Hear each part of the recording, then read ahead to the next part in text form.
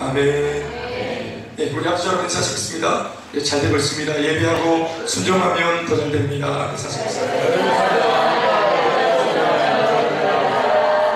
한번 인사드리겠습니다. 당신의 마음이 참 하나님을 보는 것 같습니다. 인사하시겠습니다. 그렇죠. 우리가 하나님의 형상으로 지어졌으니까 우리가 또 죄를 좀 회개하고 정신만 좀 똑바로 차리면 하나님의 모습을 얼마든지 자아낼 수 있는데 그런 것 같습니다. 부끄러웠기 때문에 한 번 더 하겠습니다. 다시 여러분이 하나님을 보는 것 같습니다. 앞뒤로 도 서로 물어보시기 위해서 하시겠습니다.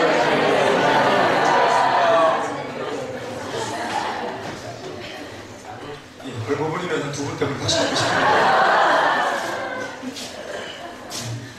넘어가야 되겠습니다.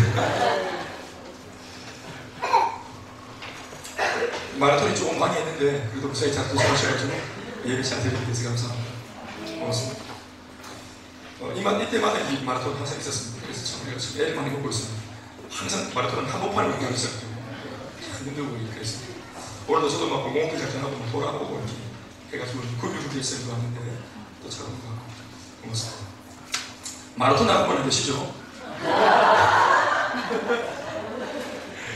모든 대한민국에 그 마라톤 대회가 다 추이가 났는데 유일하게 그 토요일 날 하는 마라톤 대회가 있어요. 그게 그 경주 도쿄 마라톤 대회라고 그게 그 한 4월 첫째 주 토요일 날 합니다. 제가 거기 우리 옛날 무주원 집사하고 같이 그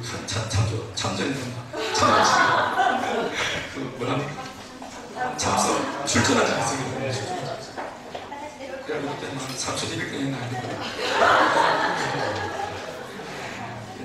그것 또 이제 떨어지고 막 피고 바람도 사나사나 불고 참 좋은 날이 왔습니다. 우리 영혼에도 그런 이 봄이 오길 바라고 복음의 꽃이 피기를 바랍니다. 할렐루야. 오늘 우리 읽은 말씀 잘 아는 중풍 공자에 대한 이야기입니다. 또 우리 오늘 또 뒤에 임종 예배가 있어가지고 여러 가지 좀 생각이 좀 많이 좀 지금 해내야 될 것들 내가 또 감당하고 있는 것들 때문에 책임감 때문에 좀 마음속이 좀 부담이 돼가지고 또 예배가 좀 집중이 안 될 분이 있을까 그런 과심이 있지만 여러분 다 잊어버리고 이 시간 예배에만 집중하고 몰입할 수 있길 바랍니다. 오늘 예수님께서 가버나움에 오셨습니다. 2장 1절 말씀 이렇게 적고 있습니다. 수일 후에 예수께서 다시 가버나움에 집에 계시다는 소문이 들린지라. 우리가 이 말씀을 통해서 어떤 우리가 매번 알아쳐야 될 것은 뭐냐면 이 가버나움이라고 하는 지역에 예수님이 지금 이제 공생애를 시작하시면서 다시 들어오셨다. 두 번째 지금 이 마을에 지금 들어오고 계신다. 게다가 이 이야기가 삽시간에 전적인 소문이 난다. 예수님의 지금 공생애 초반부인데 예수님에 대한 소문이 이렇게 빠르게 전 지역에 동네 방방곡곡에 이렇게 빠르게 전달될 리가 한무한데 그렇죠. 아직까지 예수님의 소문이 그렇게까지 많이 알려졌을까?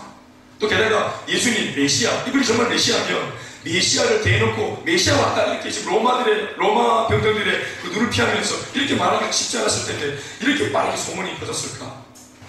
그래서 제가 오늘 2장 1절 말씀을 들여다보면서 수일 후에 예수께서 다시 가버나움에 들어오셨는데 이렇게 빨리 예수의 소문이 퍼진 걸로 봐서 조금만 묵상해 보면 예수님이 일전에 먼저는 한 번 이전에 가버나움에 오신 적이 있다 없다. 그리고 뭔가 그때 뭔가 어떤 좀 영적인 어필을 했음으로 인해서 그에 대한 결과물로 오늘 두 번째 오셨을 때는 첫 번째 방문하셨을 때와 다르게 이 마을 사람들이 반응한다고 그렇게 보아지는 것입니다. 동의하시면 하면 하시고. 그런데 오늘 이 말씀을 풀어가기 전에 우리가 예수님의 행적 가운데 그럼 첫 번째 가버나움에 오셨을 때는 어떤 일이 있었는가를 보는 것은 굉장히 오늘 말씀을 풀어는 데 있어가지고 어떤 유익한 것 같아요. 그래서 그 내용을 들여다보면 마가복음 1장 읽진 않았지만 앞에 좀 참고 말씀에 뜨면 말이죠. 마가복음 1장 21절부터 33절에 있는 말씀을 보시면 예수님이 가버나움에서 일찍 한 수일 전에 어떤 행적을 행하셨는가 우리 알 수 있어요. 말씀 같이 한번 보시겠습니다.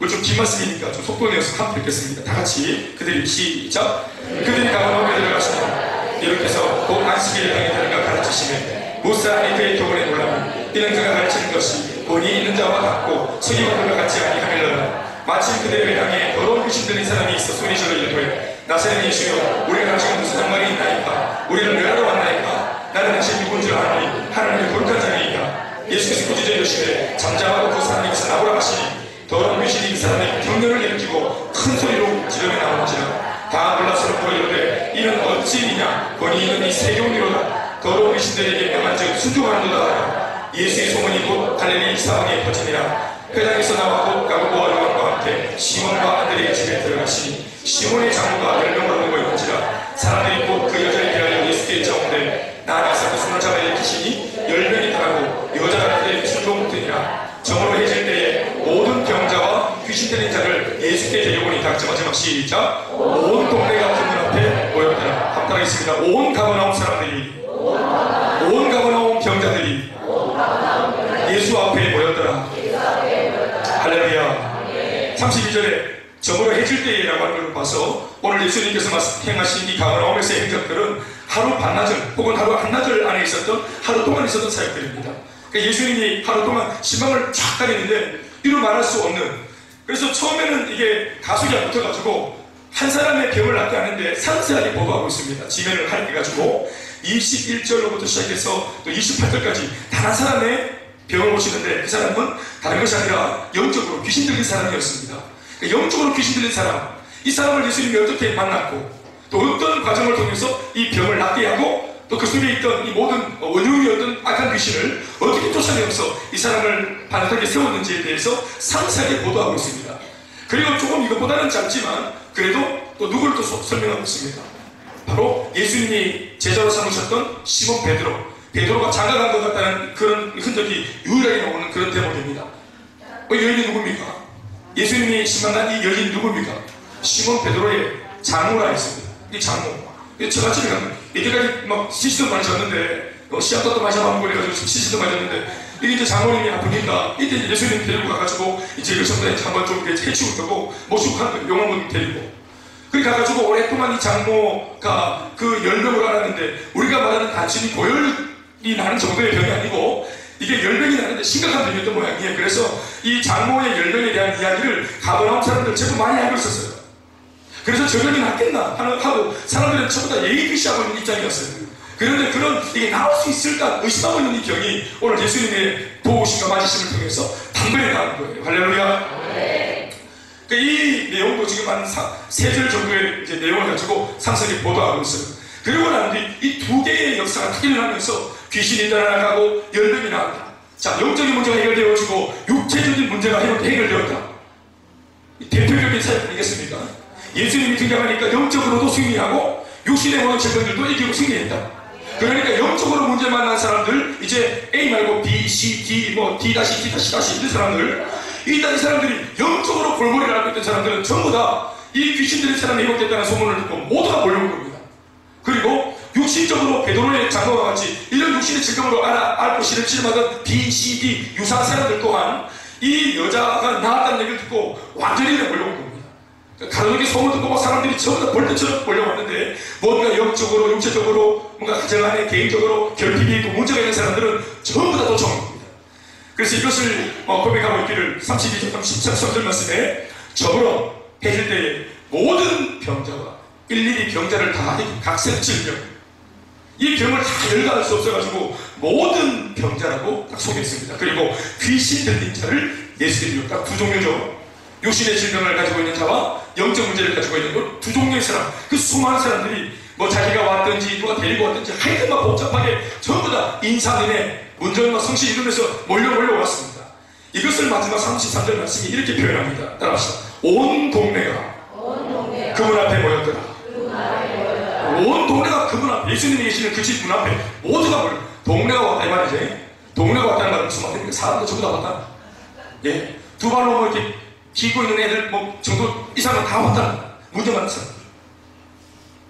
예수님의 이 영적인 사역이 사람들에게 큰 충격을 준 것이 분명합니다. 사람들의 몸이 움직여서 왔다는 것으로 볼 때는 어떻습니까? 여러분 얼핏 생각해 보세요. 제법 귀신이 들린 채 오래 살았다. 제법 육신의 질병이 걸린 채 오래 살았다. 그러면 여러분 몸이 아픕니까? 마음이 아픕니까? 이 병이 오래됐다. 문제가 오래됐다. 고질병이다. 이러면 몸도 아프지만 뭐도 지금 세계지다고 봐야 됩니까? 김병이 뭐 없다. 우리는 그런 못다는 소리 하지 말고요. 우리는 김병희도 효자가 될 수 있기 바랍니다. 그런데 말은 그렇지만 진짜로 김병희 효자 없고 김병희 뭐 대단한 이런 인내심을 가지고 있는 부모도 없고 모두가 좀 싫으신 말고 있었는데 이 유일한 된다는 소문을 듣고 사람들이 그냥 다 몰려온 겁니다. 그 사람들이 몰려왔다는 것은 제가 하고 싶은 말은 뭐냐 하면 사람들이 제법 삶의 격을 낮추고 있고 기대감도 낮추고 있다가 이 소문을 듣자마자 뭔가 마음속에 의지와 소망과 죽어있던 어떤 그런 이 마음의 어떤 그런 이 어떤 이 소원과 꿈들과 비전들이 다시 한번 회복되었다고 보는 것입니다. 소문 듣고 모두가 몰려왔습니다. 열정을 가지고 할렐루야. 이것이 이제 이전에 있었던 이야기였습니다. 2일 후에 예수님은 이제 가버나움의 사역을 하루 만에 딱 이제 끝내고 이제 바로 좀 야속한 감이 있지만 예수님이 그렇게 바로 떠나버리십니다. 그리고 다른 동네에 또 이제 복음 사역을 하시다가 이제 잠시 동안 가버나움을 떠나 있는 상태의 수일 뒤에 갑자기 다시 가버나움을 두 번째 방문하신 이야기가 오늘 2장 1절 첫 구절에 딱 이렇게 대본에 딱 적혀 있는 겁니다. 오늘 이런 연유에서 보니까 2장 1절 말씀이 여러분 쉽사리 그냥 보아서 넘어갈 만한 그런 이 말씀이 아니죠. 수일 후에 예수께서 저는 다시라고 하는 이 표현을 주목하는 겁니다. 수일 후에 예수께서 가버나움에 오셨는데 다시 오신 겁니다. 이걸 본문이 딱 강조하고 있는 겁니다. 그리고 집에 계시다는 소문이 들린지라. 여러분 두 번째는 딱 강조하고 있는데 이 다음에도 예수님이 3년 반 동안 공생의 사역 가운데 이 가버나움을 세 번째, 네 번째, 다섯 번째 들락거리셨을까요? 안 하셨을까요? 좋은 차 보세요. 세 번째, 네 번째 가버나움 가셨을까요? 안 가셨을까요? 계속 가셨어요. 예수님의 주무대가 가버나움 그리고 갈릴리였거든요. 예루살렘 이런 동네였단 말이에요. 이 주무대입니다. 이 주무대를 들락날락 하시면서 얼마나 많이 해주고 다니시면서 3년 반 동안 그래봐야 콧구멍한 콧구멍만큼 작은 이 조그마한 이 지역에 어디 또 다른 데도 할 데도 없어요. 거기 말고 가버나움을 얼마나 많이 들락거리셨는지 몰라요. 사실 이후에도. 그런데 세 번째 들어왔다 예수님이 네 번째 방문했다 이런 기록은 없습니다. 그런데 성경을 들여다보면 유일하게 두 번째 들어온 기록에만 다시 들어왔다는 표현이 있다는 것을 기억하셔야 합니다. 그러니까 성경이 이렇게 기록되어 있을 때 성경을 적는 저자의 의도가 분명히 여기에 뭔가 담겨있다는 것을 우리는 알아야 했고 그러면 그 말씀을 붙잡고 우리는 묵상해야 되는 거예요. 아멘입니까? 제가 오늘 다시 한 번 더 이 말씀을 놓고 설교를 이제 제가 하면서 이 제목을 적을 때 그래서 제가 세컨 찬스라고 적은 겁니다. 예수님이 지금 다시 가버나움에 오셨습니다. 다시 오셨습니다. 두 번째 오셨습니다. 이거 세컨 찬스입니다. 그리고 이번에는 예수님이 두 번째 오셨을 때는 옛날처럼 막 귀신 만난 자 찾아가고 또 뭐 문제 만난 자 찾아가고 병 나사주고 신방하고 이렇게 적극적인 사역을 안 합니다. 그럼 예수님이 두 번째 오셨을 때는 어떻게 하셨느냐? 굉장히 첫 번째 사역에 비하면 굉장히 좀 소극적인 사역을 하셨습니다. 적극적으로 막 발품팔며 다니는 게 아니고 한 집에 딱 들어가서 가만히 계시면서 그저 말씀을 전했습니다. 어떤 면에서는 사람들이 이제 예수님을 알아보고 몰려왔으니까 굳이 다닐 필요가 없었던 것도 한몫 했을 것 같습니다. 아무튼 예수님은 이전처럼 적극적으로 그런 행보를 보이지는 않습니다. 이 사람들에게 첫 번째 시사했기 때문에 사람들이 결단해서 오는 것이고, 사랑하는 여러분, 어떤 면에서 보면 예수님의 첫 번째 방문과 이 두 번째 방문은 오늘 예수를 믿고 있는 어쩌면 불신자들에게 조차고 모든 사람들에게 이 은혜가 열려있고 저는 이렇게 보는 것입니다. 오늘 우리가 드리는 예배도 어떤 사람한테는 첫 번째 기회인가 하면 어떤 사람한테는 두 번째 기회라고 생각합니다. 그러나 제가 말하는 두 번째라는 이 표현은 수치적인 의미에서의 두 번째, 세컨드다 하는 것이 아니고 우리가 하나님 앞에서 아멘으로 화답하고 기꺼이 결단해야 되고 섭지해야 될 은혜를 섭지 못했던 모든 후회스러운 우리의 형편을 놓고 주님이 한 번 다시 은혜를 주시려고 하는 이 모든 과정이 저는 세컨드 찬스라고 봅니다. 세 번째는 없습니다. 그러니 무한히 이 두 번째 찬스가 반복되는 것입니다. 그때 내가 옛날에 소실적인 은혜가 충분했는데 우리 교회도 보면 뭐 옛날에 뭐 할 말 많은 분 많잖아요.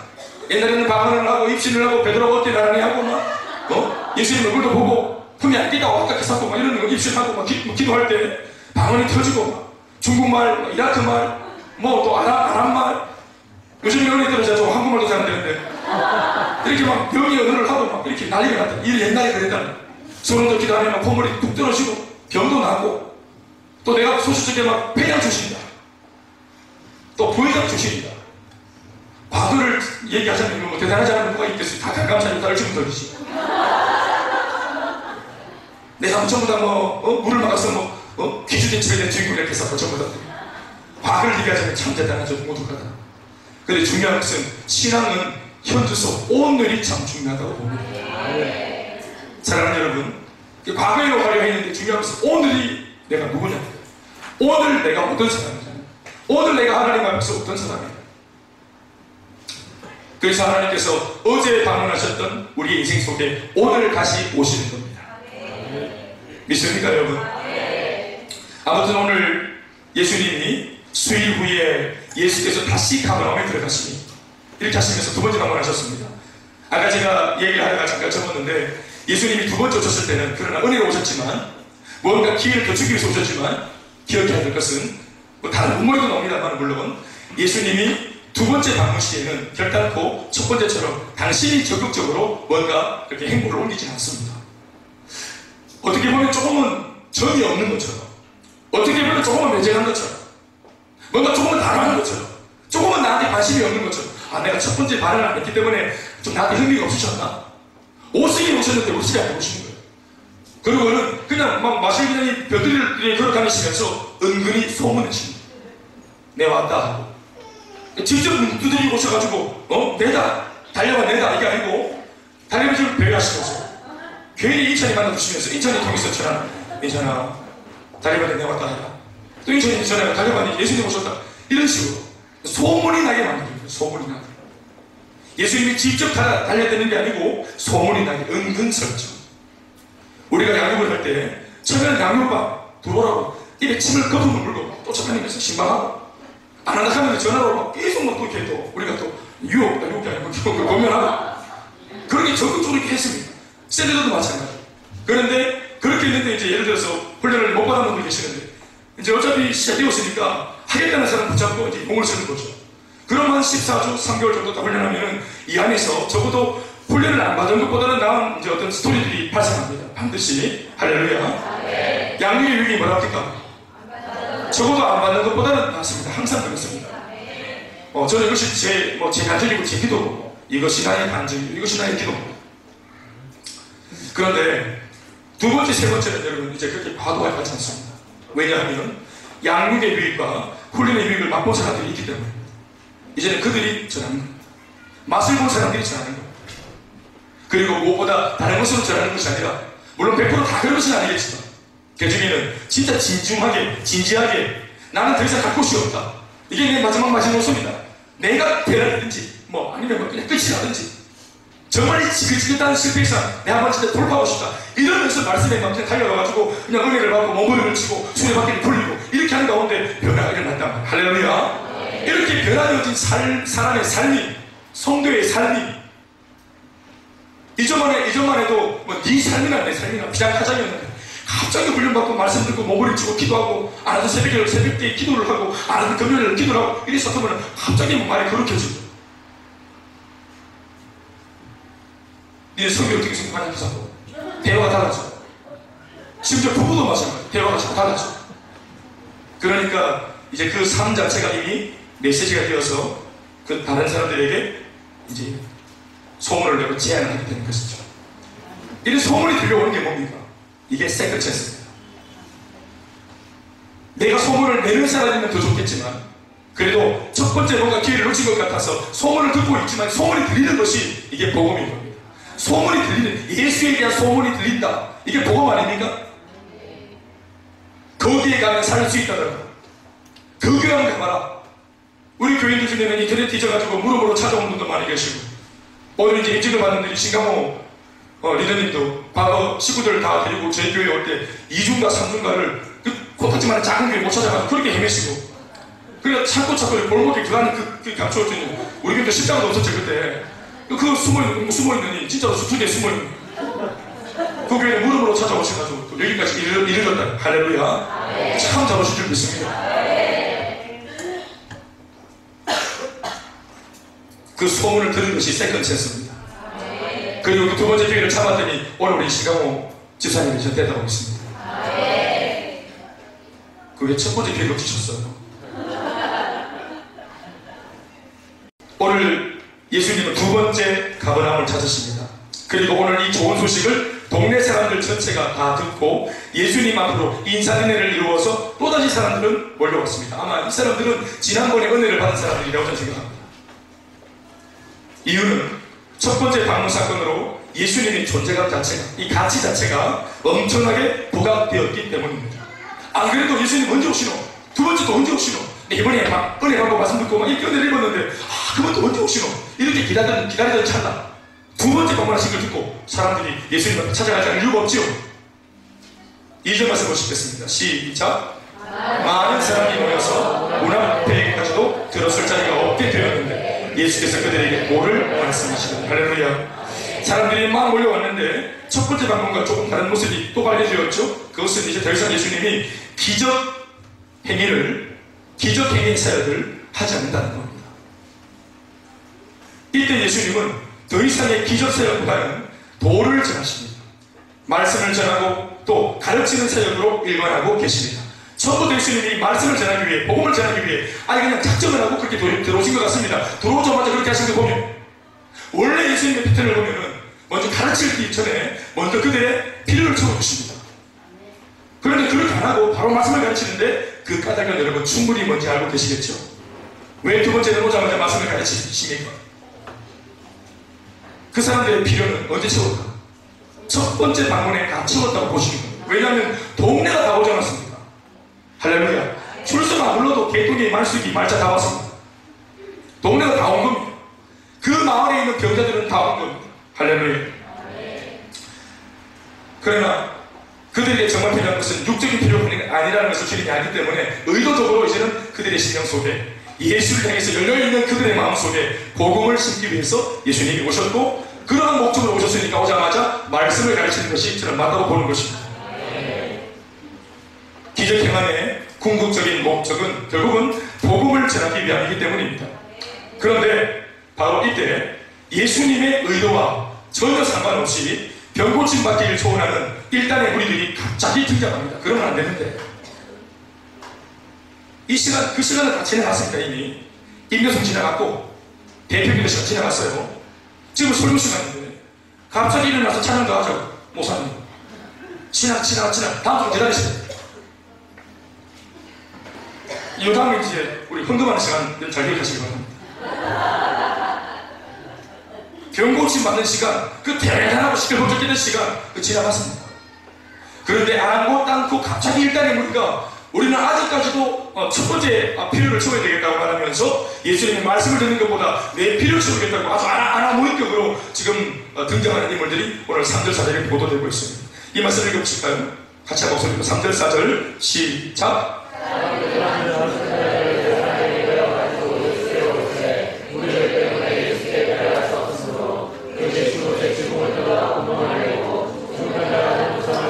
이 사람들 정말 고집세고 이 사람들 정말 아나무인격입니다. 저는 이 3절 4절 말씀 묵상할 때마다 이렇게 설명을 할 수가 없습니다. 제가 예수님은 아닌데 그냥 이렇게 촛불 날리는 그냥 어린 목사에 불과한데 이런 제가 말씀을 전해도 여러분들이 제법 제 말에 귀를 기울이고 이게 설교라고 하는 측면에서 여러분들이 지금 이렇게 경청을 하고 계십니다. 중간에 마음에 안 들어도 제 설교가 누구도 나는 반대일세 이러면서 이견을 제시하는 사람은 아무도 없습니다. 그건 예의가 아닌 줄 알고 있기 때문에 우리가 아무리 신앙이 있고 정신이 없어도 그런 정신은 있습니다. 혹은 누가 막 설교하는데 벌떡 일어나가지고 막 이제 말 안 하고 말하는 것보다 더 무섭다 이게. 벌떡 일어나가서 막 꽝 하고 보라고 있습니다. 이렇게 하는 거예요. 이렇게도 아무도 안 합니다. 제가 볼 때는 그렇게 그런 사람 없는 것 같아요. 단지 이제 어린애들이 이제 저기서 비명지르고 이제 그만하라고 소리하고 그런 게 좀 있지만 또 그런 것들 제가 견딜 수 있습니다. 사실. 근데 아무도 이제 그렇게 아주 예의를 갖추고 비상식적으로 하지 않아요. 아무리 신앙이 없어도. 그러니까 이렇게 지금 아주 경건하고 대단하게 목사 정도가 아니라 예수님이 대단하구나 이랬어요. 그런 예수님이 오셔가지고 지금 말씀을 다 그것도 이제 주몽을 다 섞어가지고 내가 말하노니 네 물수가 뺨을 치거든 오른뺨을 대줘라. 그 사람들이 조용히 있다가 한 번씩 그냥 아멘. 그렇게 못 산 사람들은 그냥 그렇게 울고 이런 경건한 분. 얼마든지 우리 노래를 지겠죠. 그런 분이 어떤 면에서 숨이 꽉 막히는 그런 분이 이런 분이 갑자기 이제 직원이 이제 막 갑자기 들썩들썩하는 겁니다. 예수님 설교하고. 여러분, 팔레스타인 집들은 전부 다 흙으로 지은 집입니다. 이 흙으로 지어놓은, 거기다가 이제 뭐 낙타통, 말통, 이런 거, 소통 이런 거 섞어가지고 이제 지푸라기에 얹혀가지고 이제 이렇게 엮어가지고 만들어 그런 집이란 말이에요. 이 집이, 지붕이 이제 들썩들썩 하는데 갑자기 사람들이 설마하고 있는데 갑자기 구멍이 뻥 나더니 위에서 막 먼지가 막 쏴, 흙먼지가 막 쏴 쏟아진 거예요. 그러니까 그 밀폐된 작은 공간 안에 막 먼지가 뽀얗게 밀폐된 거 아닙니까? 뽀얗게 흙먼지, 황토먼지가 확 이제 뿌려져가지고 내 앞에 손도 안 볼 정도로 완전히 막 그 먼지가 막 이빨이 됐어요. 충분했는데 그러면서 이제 막 먼지가 싹 가라앉으니까 눈을 딱 뜨니까 줄 하나가 딱 보여요. 천장 구멍이 나요. 줄이 딱 달렸는데 딱 보니까 사람 하나 그렇게 딱 매달려 있는데, 그리고 침대 위에 딱 누운 이 중풍병자하고 예수님 눈을 딱 마주치는 거예요. 예수님 먼저 다 뒤집어서 말하는 말 먼저 막 바꾸는 거야. 이런 누구 막 얘기하고. 이때 사람들이 가만히 서 있겠어요? 가시기로 잘라서 줄 잘라라 하고 막 지금 막 목욕하고 막 진짜 민망히 홀려나네 헬이 레페라나 뭐 하는 얘기 지금 얘기가 저렇게 없노. 저기 있는 사람들 얼마나 지금 아직까지 올라가기 줄 서 있나. 지금부터 뭐야 말이고 지금 이 분위기에서 모든 사람들이 얼마든지 한 말씩 하고 예의 없다, 경금한놈이다, 바람치한 인간이다, 뭐 별 말씀 다 할 수 있겠죠. 이런 분위기입니다. 일단은 우리들이 너무너무 이기적인 발상으로 예수님 어떡하지만 하겠다고 정두건이라고 했습니다.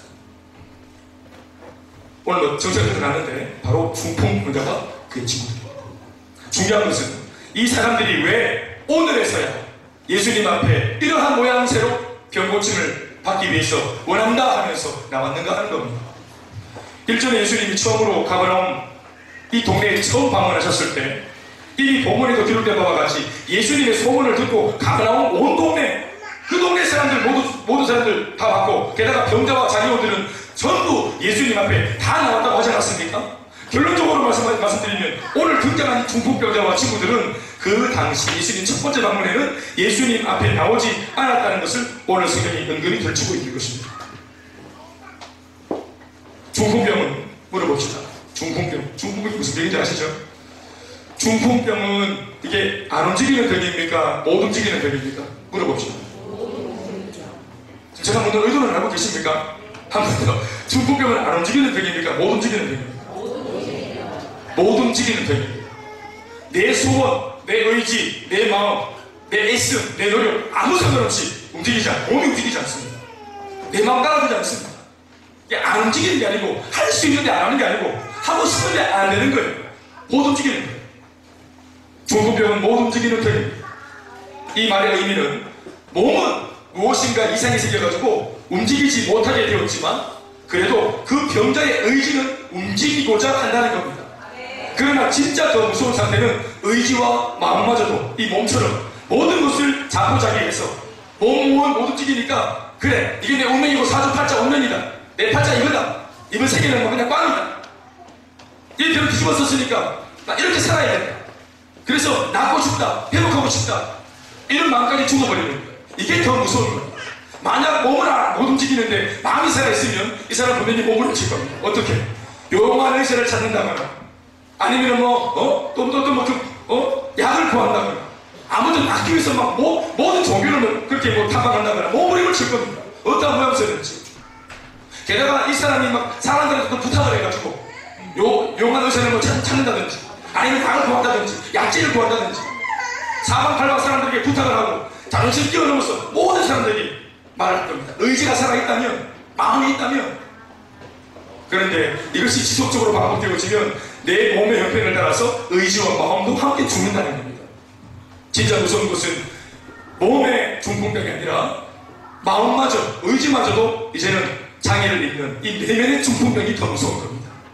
이를테면 예수님과 12제자가 배를 타고 바다를 이제 건너가는데 풍랑을 만났습니다. 돌개바람이 불고 졸지에 갑자기 어려운 상황을 만난 적이 있었어요. 그때 광풍이 불고, 광풍이 미친 바람 아니겠어요? 미친 바람이 불고 바람이 막 부니까 가만히 있던 바다도 같이 막 수요사태가 일어나가지고 같이 막 질러지는 바다가 됐어요. 파도가 일어났어요.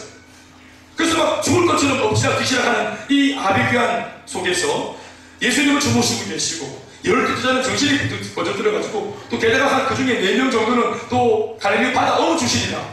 그러니까 자기의 노하우 총동원해가지고 살아보려고 노를 젓고 생하든 머무르고 있었어요.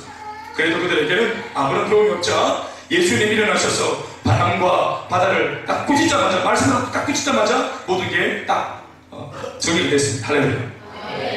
자, 그러고 난 뒤에 예수님이 첫 번째로 제자들에게 물었던 질문이 있었습니다. 그게 뭡니까? 너희의 믿음이 어디 있느냐? 너희에게 왜 믿음이 없느냐? 어찌하여 두려워하느냐? 너희들이 두려워하는 이유는 너희들 마음속에 있는 믿음의 부재다. 예수님이 뭐라고 보신 거냐 하면 진짜 문제는 바깥에서 불어오는 바람이나 바깥에서 들이닥치는 파도가 아니라 너희 마음속에 일어나는 파도다. 너희 마음속에 문제를 딱 보는 순간 너희 마음속에 이미 가지고 있는 풍랑, 바람을 딱 보는 순간 너희 마음속에 일어난 바람, 이게 문제다.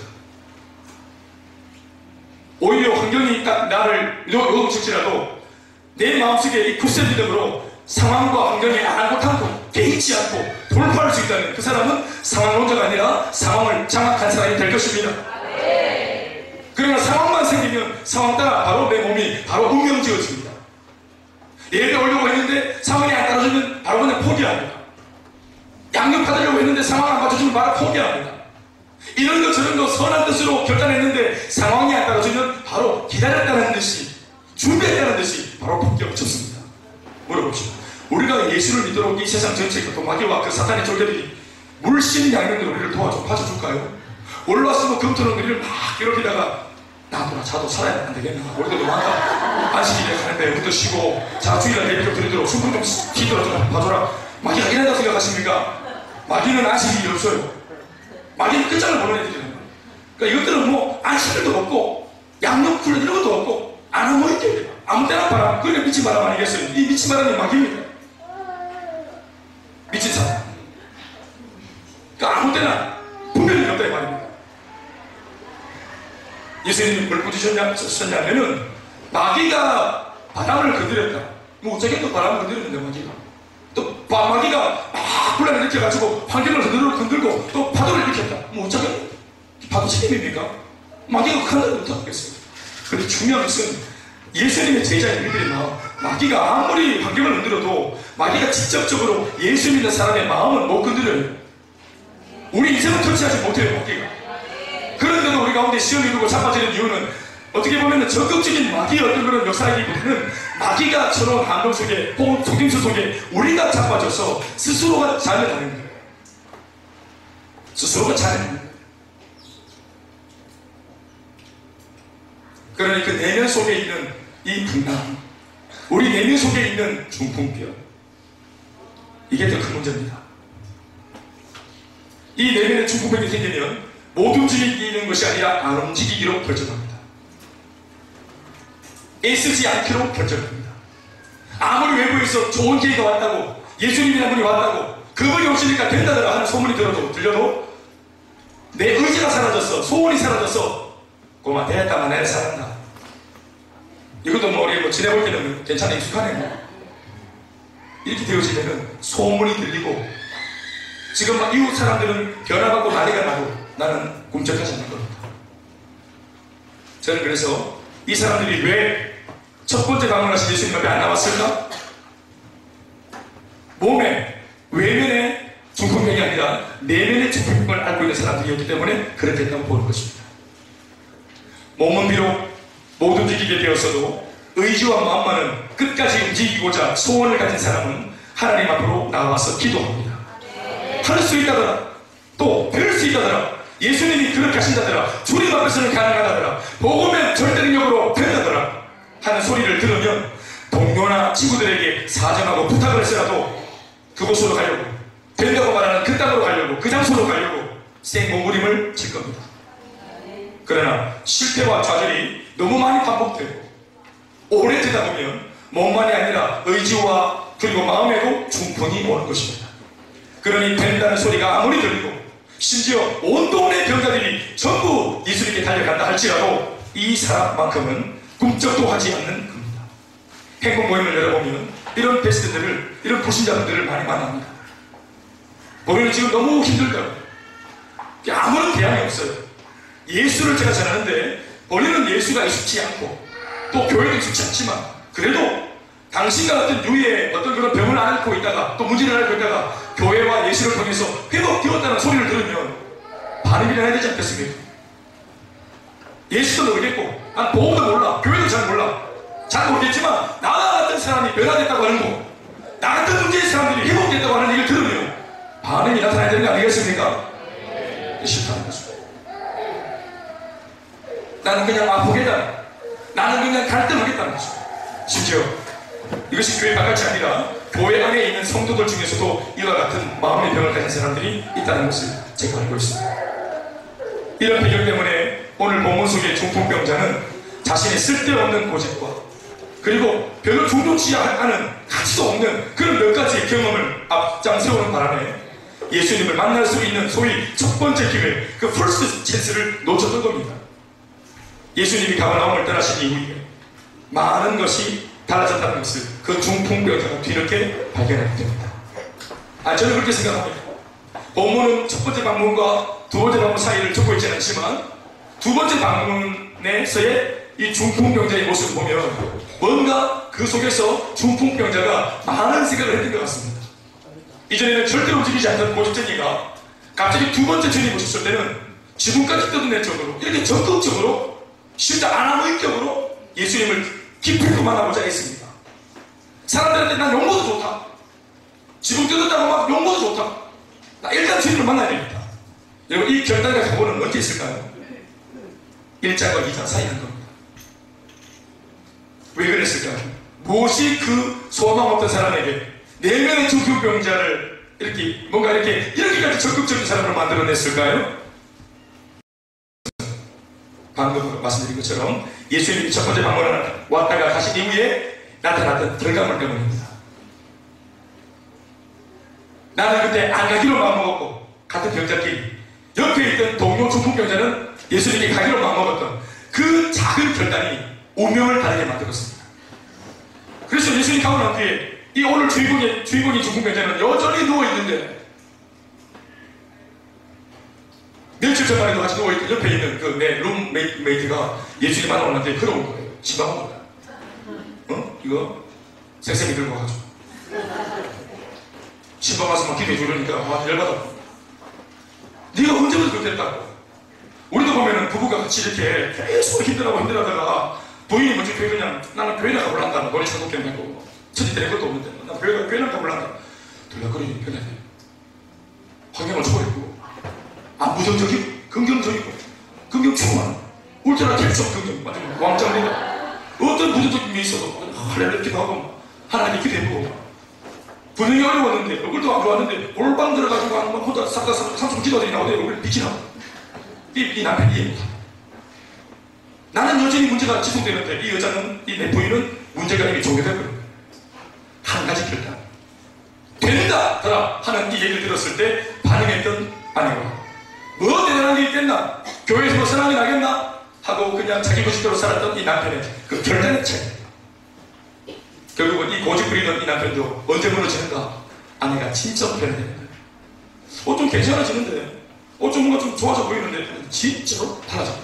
그때 이 남편이 먼저 죽은 거예요. 동네 사람들이 다 해독됐습니다. 가버나움의 병자가 없어졌습니다. 가버나움에 귀신들이 있고 귀신들이 안 가기로 마음먹었어. 귀신들이 가버나움에 가지 말자. 전부 다 예수님 나 기대기 하나씩 다 맞았어. 우리 절대로 가버나움에는 가지 말자. 그들이 수련하고 가고 있습니다. 예수님이 왔다 가시고 완전히 정성이 되버렸습니다. 많은 사람들.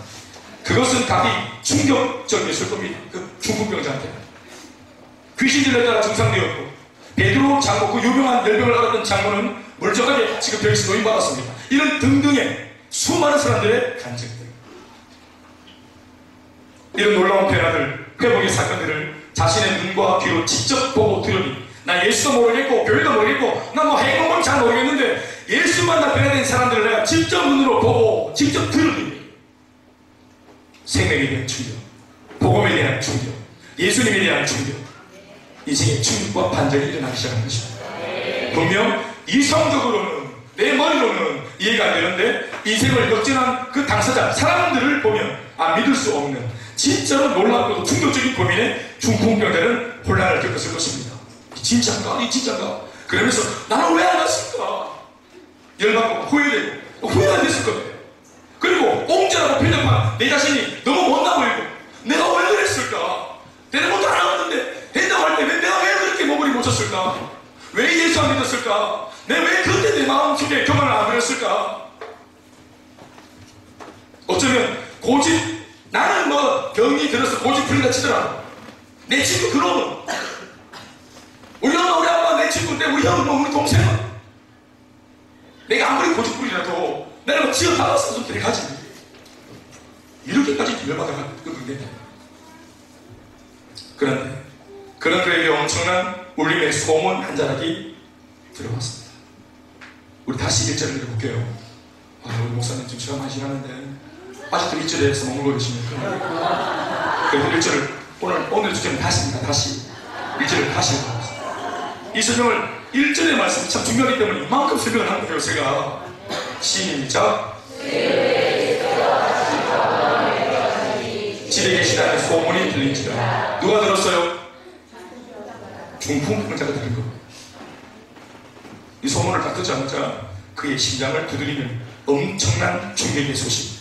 그것은 지금까지도 만나지 못한 것에 후회와 비통함이 생겼노라 안타까워하고만 있었던 그에게 바로 예수님을 다시 만날 수 있는 두 번째 기회가 되어준 것입니다. 세컨드 찬스. 예수께서 다시 가버나움에 들어오신 것. 할렐루야. 예수께서 다시의 은혜로 우리들에게도 똑같이 하십니다. 교회는 여전히 있습니다. 여러분들은 뭐 건강하고 왔다 갔다 해도 또 뭐 두세 차례 예배를 띠가 하고 이래도 교회는 여전히 있습니다. 여러분들이 그렇게만 안 올라갔던 그 예배 우리 오늘도 드리고 있고 다음 주일날도 여전히 이곳에서 예배는 열립니다. 세컨드 찬스는 아까도 말했지만 예수님이 적극적으로 찾아가서 마음 없는 나를 붙들어내지 않습니다. 세컨드 찬스는 소문 듣고 우리가 움직여야 됩니다. 우리가 움직여야 됩니다. 그만큼 봤잖아요. 그만큼 들었잖아요. 그만큼 경험했잖아요. 좋다는 거 압니다.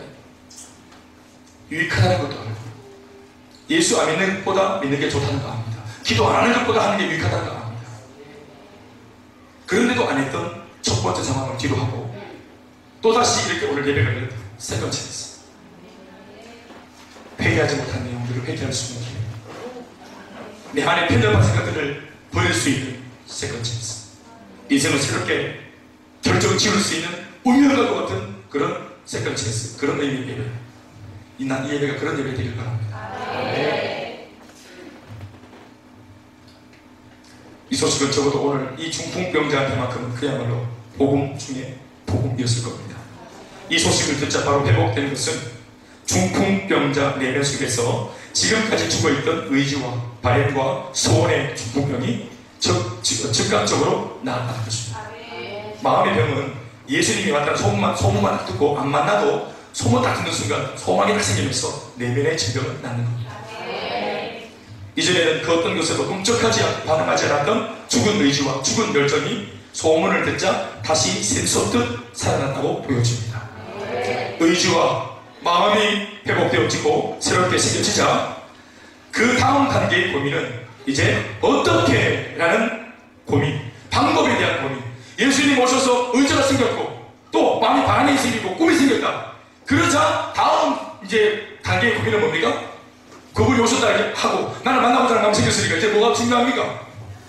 나는 그런데 장애가 있잖아요. 그러니까 어떤 일이 생깁니까? 만나고자 하는 마음으로 생겼는데 만날 수 있는 능력은 없어.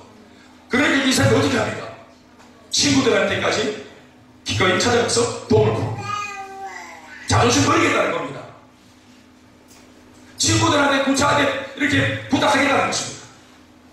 그 친구들 내면 귀찮겠어라도 내 마음에 두 번째 은혜 가운데 일어난 이 소원, 이 기회 나는 절대로 놓치지 않겠다는 것입니다. 부탁을 했어요.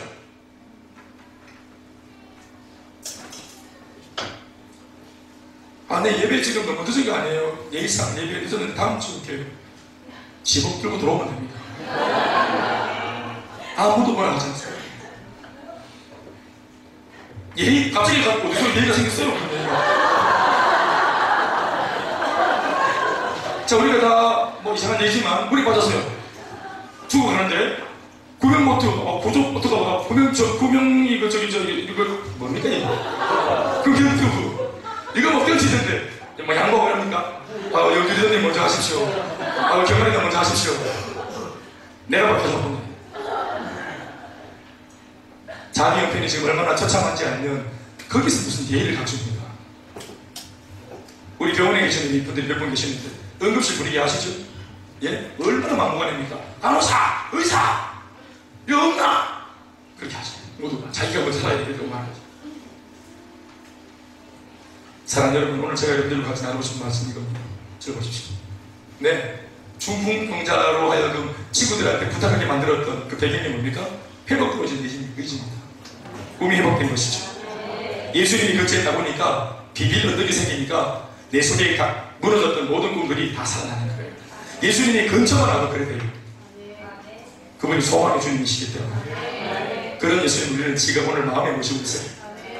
근처 정도가 아니라 그분이 부활하고 승리하시고 살아계신 예수님으로 지금 우리 내면 안에 담겨 계시대요. 우리가 그분을 고백하면 되는 것이죠. 집은 불지 않아도 돼요. 그분이 지금 우리를 만나고 계세요. 집은 안 뚫어도 돼요. 예배가 열려 있어요. 얼마든지 양육을 받을 수 있는 분위기도 열려있고 여러분들이 하고자 하면 모든 것들이 다 열려 있어요. 여러분들을 더 멋진 여러분들로 만들어주기 위한 장치, 여러분들을 더 근사한 여러분들로 만들어주기 위한 장치, 부부 관계를 더 세련되고 아름답고 돈독하고 서로 사랑하고 존경하는 관계로 만들어줄 수 있는 장치가 이곳에 있어요. 여러분들의 가정을 좀 더 윤택하게 만들어줄 수 있는, 특별히 아이들, 내 힘으로는 어떻게 감당이 안 되는 우리 아이들을 하나님 말씀으로 받아들게 세워줄 수 있는 장치가 이곳에 마련되어 있어요. 마음껏 기도해도 누가 뭐라는 사람 없어요. 안 하면 뭐라 하지만 기도하면 뭐라 할 사람 아버지 아무도 뭐라 안 합니다. 막 넉넉 운다 그래서 아무도 막 눈치는 걸 하지 않습니다.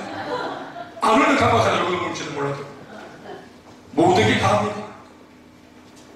그런데 무엇입니까? 우리의 편협함과 우리의 선지심 그리고 우리의 개똥처럼 나의 인간적인 경험 이러한 것들이 열려있는 찬스를 또다시 가로막는 것입니다. 이 차이가 되는 것입니다. 말씀 뵙겠습니다. 구멍 뚫었습니다. 내려왔습니다. 그렇게 했던 이유는 단 한 가지입니다. 간절함 때문입니다. 그리고 진짜로 예수님을 만나고자 하는 진중한 진정성이 생긴 겁니다. 그래서 모든 사람들은 예의 없는 그 병자를 놓고 수문수문했을 때 정작 예수님, 가장 많은 피해를 보신 예수님이 어떻게 이것을 평가하는가? 중풍병자와 친구들, 너무 뒷북치고 있는 이 사람들의 이 행동을 놓고 예수님이 어떻게 평가하는가? 베드로야, 이걸 드러내라. 안 그럽니까? 예수님이 어떻게 말하느냐 보시겠습니까? 말씀 한번 보십시오. 말씀을 하시죠. 5절 말씀, 6절 말씀 시작.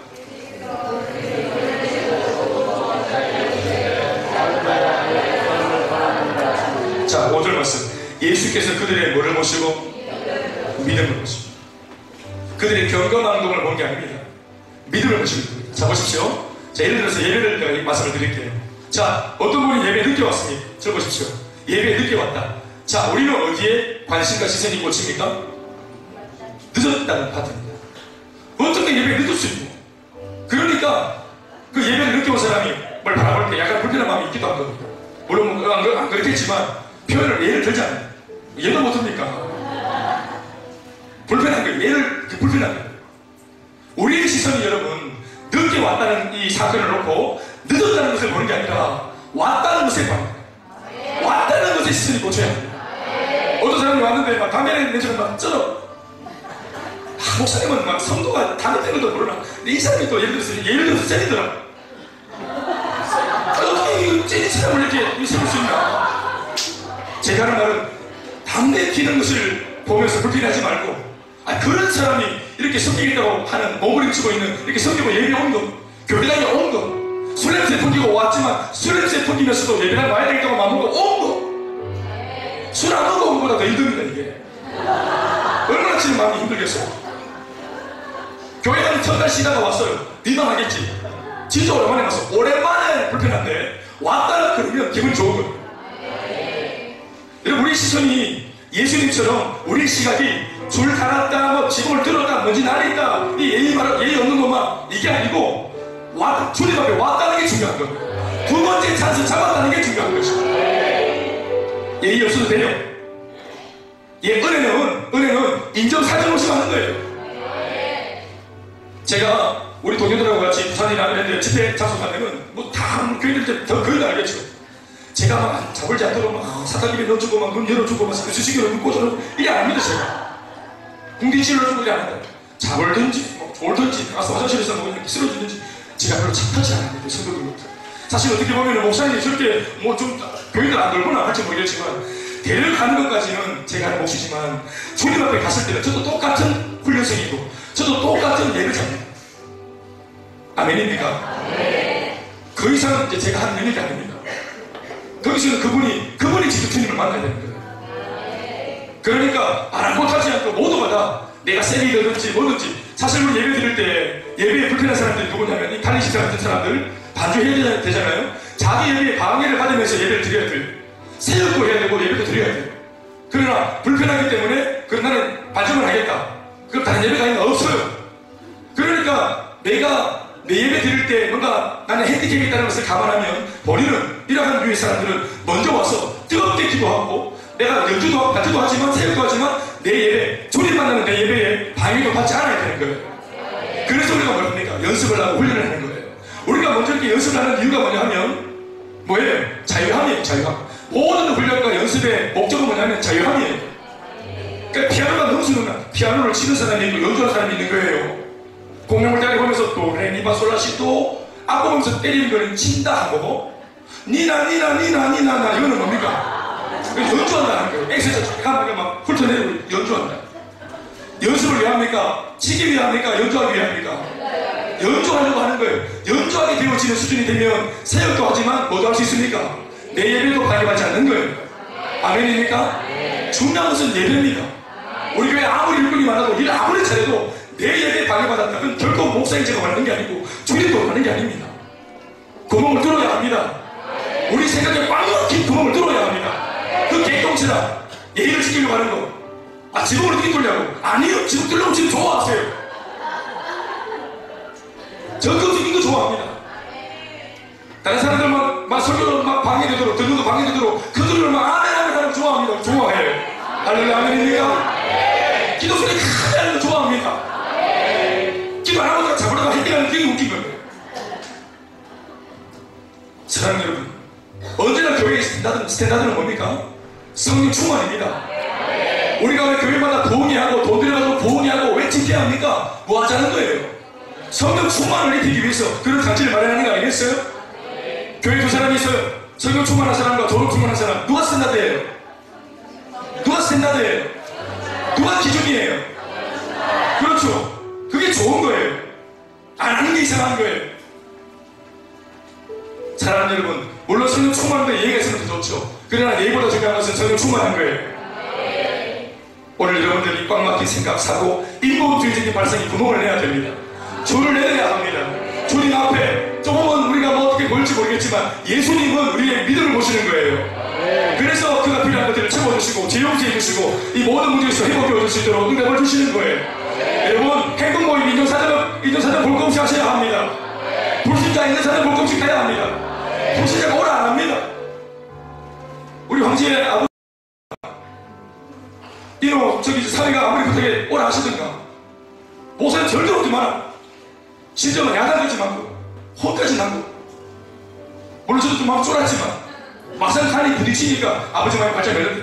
병든 아버지 그렇게 오지 마라 했는데 병원에 가서 같이 기도하고 있더니 아버지 마음이 어떻더라. 아버지가 목사님 우리 아들 부탁한다고. 우리 아들 부탁한다. 그렇게 말씀하셨다. 할렐루야. 예배도 인정사정 없이 찬양도 인정사정 없이 인정사정 없다는 말이 좀 표현이 그렇습니다만은 적극적인 태도와 자세를 요구한다는 것에 그런 측면에서 이해하시길 바랍니다. 내가 살고 변화받고 성장하는 거, 쓰임받는 거, 칭찬받는 자리, 여러분들이 거기에 구멍을 내고 적극적인 자리로 모습으로 가담할 수 있길 주님의 이름으로 축원합니다. 기도하십시오. 하나님